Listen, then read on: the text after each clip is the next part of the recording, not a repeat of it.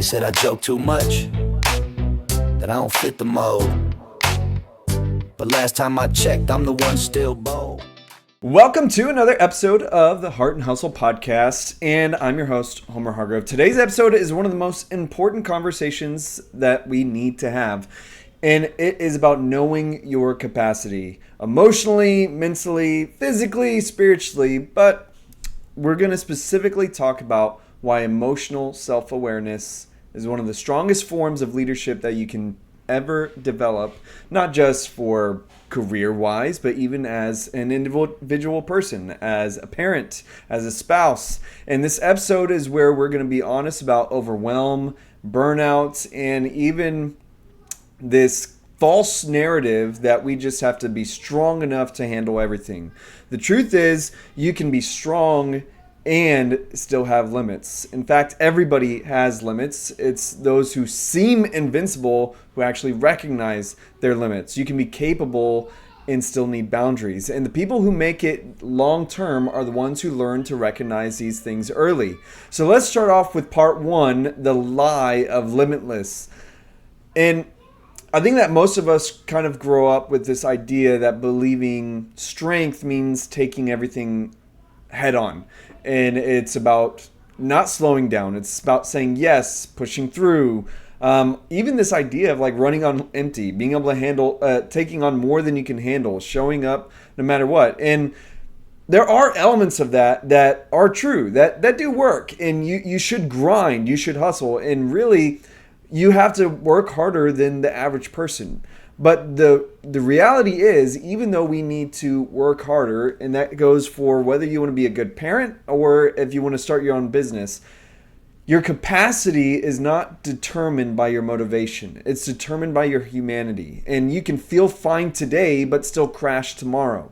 You can handle pressure well and still overload yourself without realizing it. And you can appear calm on the outside while your internal stress is climbing to dangerous territory.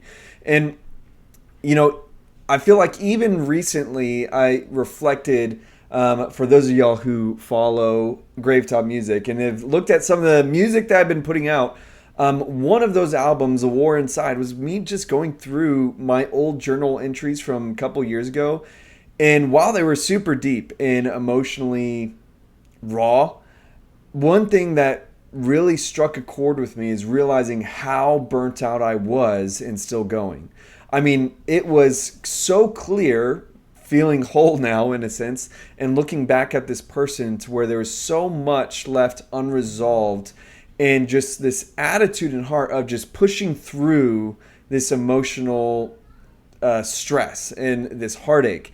And when I think back to this time period, it makes me think about where I feel like it started to change for me was actually back in 2020, where of course everyone knows that was a crazy time period. But at the one job I held specifically at the time when we first started doing like virtual workspaces, and this workplace had everybody take this stress test. I don't remember the name of the stress test, but I have mentioned it on here before, and I was really curious to where I did my stress test for that year, but out of curiosity, I wanted to look at the last several years. And when I took this comprehensive stress test where it really just gauged each of your experiences with like a reasonable score, from anything as like simple as getting a parking ticket to having a birth or a death of a loved one. And it was this system to where it could classify these ideas of stress and could position you to where if you're, say, between 200 and 400, then you might have like a low to mid amount of stress to where you're like 20%, you have a 20% chance of having a mental crisis or heart issues. And then it goes up from there. Well, I realized that not just for that year, but for 4 years in a row, I was at the highest levels on this stress test. It was placing me in this category of 80% chance or higher of having a mental breakdown or cardiac arrest issues. Like it's projecting that I might have a heart attack from the amount of stress that I was having. You know, this was such a high level. And in all of that, being able to see it through this test, it made me recognize that I didn't even feel, I wasn't able to express or recognize how on edge I was. It felt almost like normalized, where I didn't, it's like I couldn't even fully recognize that I was anxious every day, that I was having insomnia, that I was experiencing depression. It's like I got used to feeling overwhelmed, and I wasn't walking around thinking that I'm about to snap per se. Maybe some days I was, but it was this moment where I recognized that even a lot of the other problems I was feeling, even just like for me and Lauren, we have a beautiful marriage. We're probably the best married couple out there, right? But even in that season, I recognized that we were getting into more arguments or fights than normal. And recognizing the amount of stress we were both facing, it made a lot more sense. Like, we have an immense amount of stress. Of course, we're going to be at each other's throats because we're handling so much and we don't even recognize it. And the same went for every other area, to where I could recognize, wow, these issues I'm having, or this struggle in these other areas, are really being connected to the amount of stress that I've been carrying. Even though I think that I can just handle it all, the results were almost hidden in all the different things that were effective, that were working out.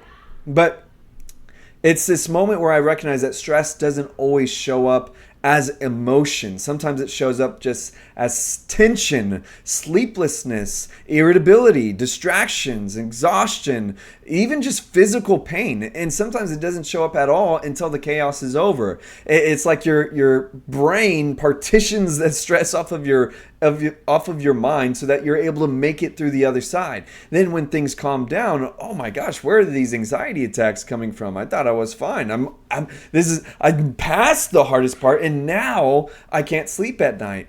And see, this moment was a wake-up call for me, where it helped me to recognize that my body is carrying these burdens that my mind hasn't even acknowledged yet. And you can't always measure your capacity by how you feel. You have to measure it by what's actually happening in your life. You have to take a little moment to recognize, okay, we got a lot going on. And even though it feels bearable right now, after I get through it, I might not even be able to carry my normal workload of life. So with that being said, I want us to talk about when life starts stacking on way too much. And, before this test, I lived like stress didn't apply to me. I just would say yes to every opportunity, and I'd take everything at once. It was like, before taking this test, I would just almost like flippantly changed jobs, started a church, left another job, got a new job, would move, have a baby, take on new responsibilities, volunteer for this organization. I was just saying yes to every opportunity, everything that I felt like had a meaningful thing to do, I would say yes to, and all in the same season. You're talking about all of these things within a 3 to 6 month period. That's a lot to handle all at once. And I convinced myself that I'm just built for this. I'm built different.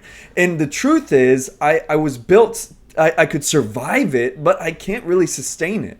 It was causing the other things in my life to erode, to where it didn't maybe look like everything was falling apart at once, but it was a slow erosion to where this is not how I want my family to feel. This is not how I want my marriage to feel. This is not how I want to feel.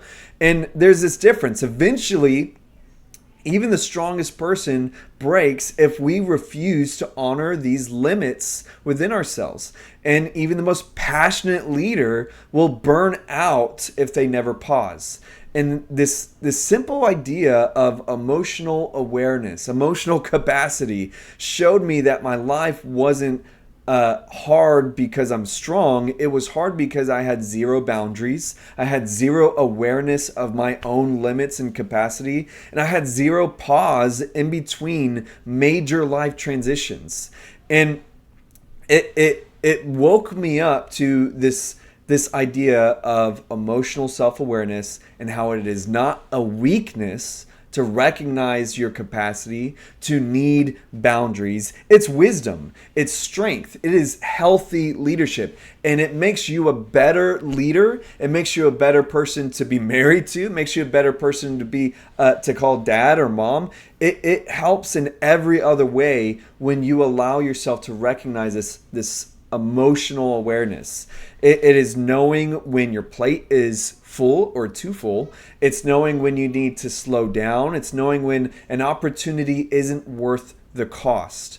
And when it also means when your mind needs space, of recognizing that, knowing when your heart needs rest, knowing when your body is signaling not today. I can't take it today. And it doesn't mean that we're excusing ourselves from our responsibilities, but it is a self-awareness. It's not about being dramatic. It's about being realistic.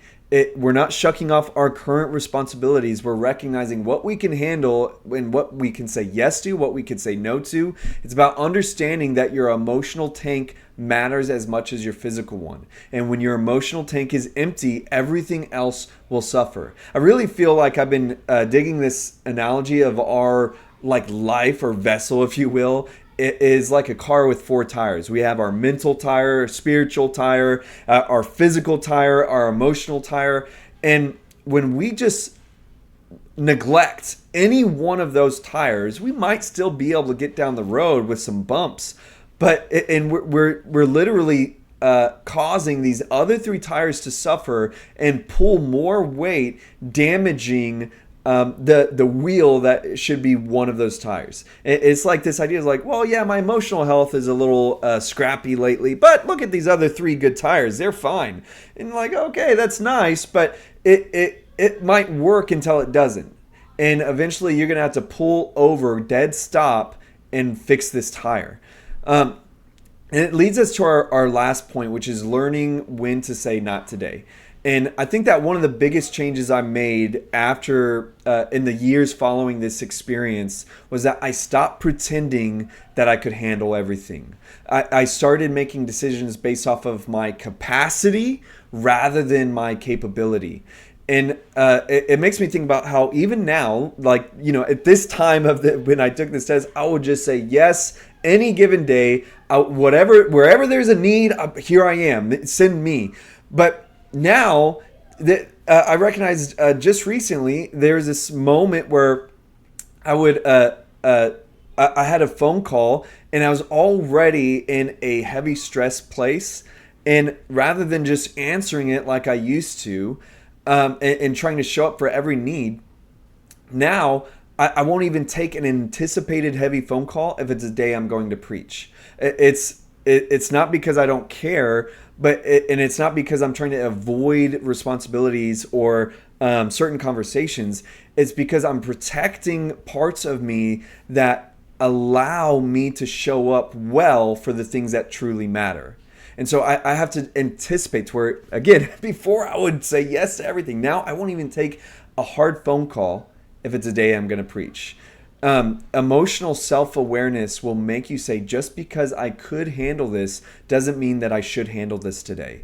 And that is maturity. That is growth. That is preparing yourself for longevity. Because if you want to stay in your calling, whatever it is that you feel passionate about long term, then you have to be able to protect your capacity short term.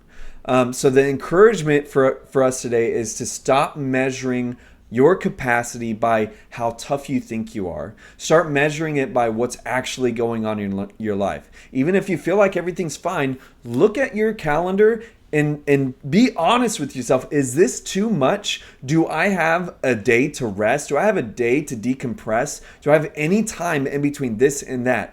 Look at the full picture, your workload, your responsibilities, your family season, your mental bandwidth, your emotional margins. Because the people who survive aren't the ones who take on the most. They're the ones who know when to pause, when to protect their own minds or their own peace, and when to say not today.